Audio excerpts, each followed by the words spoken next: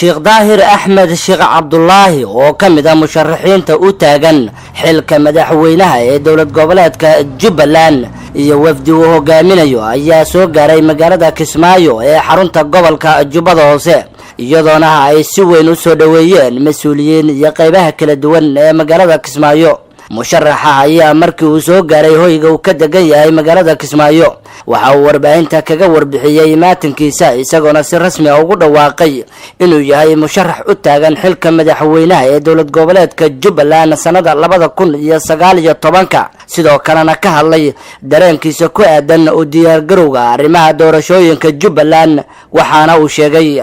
waad ku mahadsantiin soo dhaweynta ballaaran ee soo dhaweyseen inta aad sabrayseen idinka oo sooman oo qorraxda taagan waad ku mahadsantiin aad iyo aad baad ugu mahadsantiin inta kadib waxaan leeyahay ummadda reer Jubbaland meel kasta oo joogaan Ilaahay subxaanahu wa ta'ala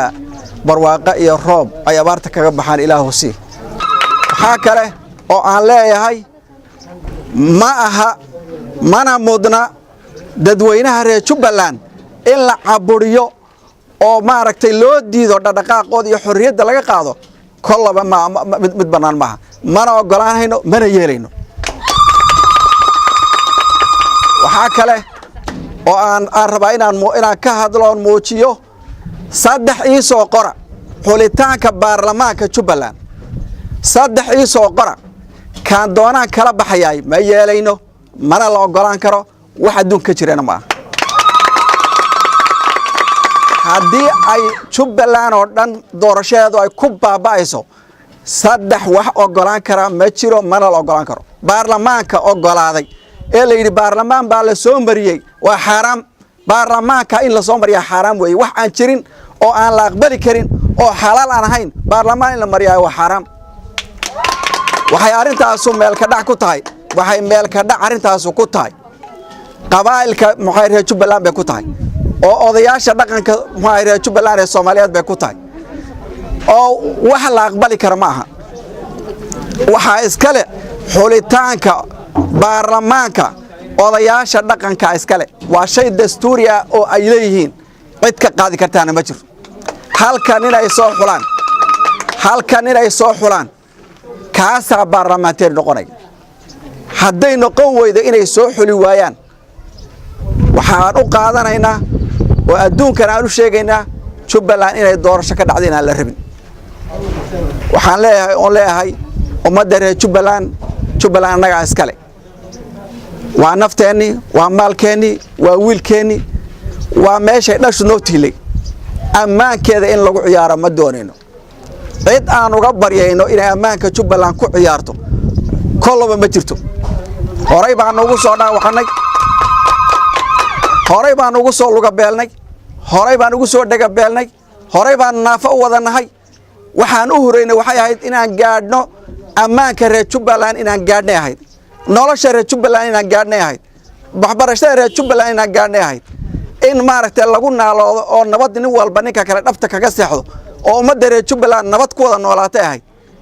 ma yeelayno wax caburina waxaan ugu baaqayaa dhammaan ummadda reer Jubbaland in ay kala shaqeeyaan hay'adaha amniga ammaanka inay kala shaqeeyaan hadduu alla yiraahdo oo aniga ka daahir ahaan Ilaahay ugu guuleeyo inaan kursiga madaxweynaha Jubbaland inaan ku fadhiisto hadduu alla yiraahdo ee aan u tartamayo u diyaar garoobay waxaan wax ka bedelayaa waxa askariga Jubbaland ka awayaan waxaan u socdaay waa cadaaladda askariga Jubbaland kan ka bilaabaya noloshiisaan ka bilaabi dhaawiciisaan ka bilaabi agoontiisaan ka bilaabi naafadiisaan ka bilaabi isbitaalaan meel walba uga dhisi hadduu alla yiraahdo waxay noqonayaan kuwa xayaata tayiba ku nool insha Allah ta'ala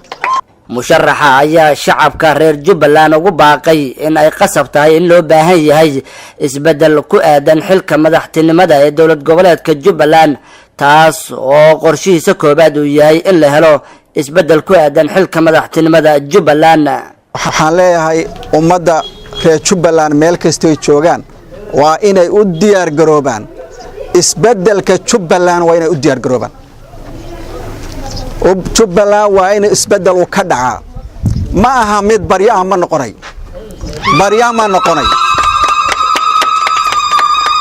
isbedelku laba qaybood buu ku yimaadaa